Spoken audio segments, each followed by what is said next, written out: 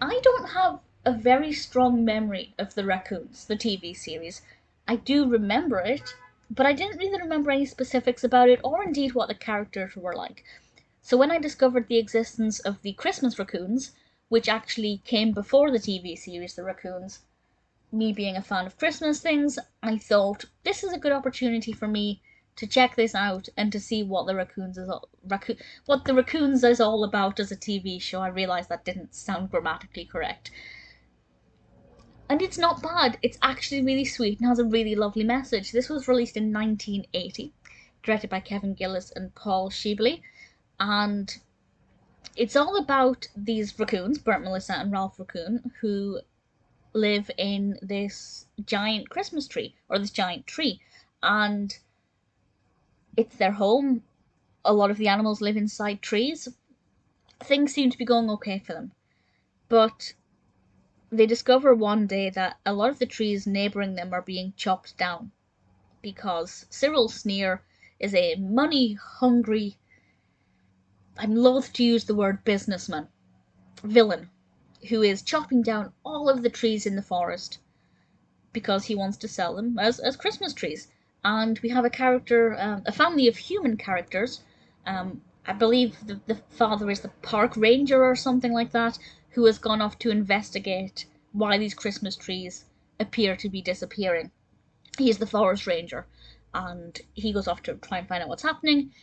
Meanwhile, parallel timeline, we have, or the same timeline, parallel story, the raccoons learning about the trees in their neighbourhood disappearing, panicking and wondering what's going to happen to their home. And the raccoons are very likeable. If the TV series is anything like this, I can see why it was popular. I may explore it at some point. They didn't necessarily need to have the human characters paralleling this, but it worked. I think it worked really well, and it delivered the message very effectively. Cyril Sneer is definitely a very love-to-hate villain. I think he's very well developed. Visually, he looks great.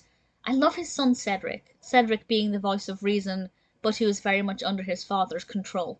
You can see he's in a bit of a difficult situation, a moral dilemma that I think a lot of people face. And this, obviously the point of this cartoon is to say, at least as far as I perceive it, is to say that in order to have your real Christmas trees, you're potentially taking away the homes of wild animals. And I'm not saying for certain that the film is saying you should go and buy an artificial Christmas tree. I always have an artificial Christmas tree, mainly because I have a cat and I don't want her to go near potentially poisonous pine needles. But I do think that it's a strong message about real Christmas trees and the damage that they can do. Personally, I'm not a big advocator of that message. You know, I don't walk past a Christmas tree lot and get annoyed. It's not something that I'm personally passionate about. But the cartoon did make me think about it. Are real Christmas trees worth it? Are you taking away the habitats of real animals? Can you imagine buying a Christmas tree and just finding like a dead animal in it? I'm sure they, I was going to say vet Christmas trees, but that's not the right word. But I'm sure if you buy Christmas trees from a reputable, no, I can't say that word, from a genuine tree lot, they're going to have been combed for those animals and things. But, you know, if somebody just chops down a tree in a forest when they're not meant to, or they take more than they're meant to, they're not really doing fair dealings, and who knows what you might find.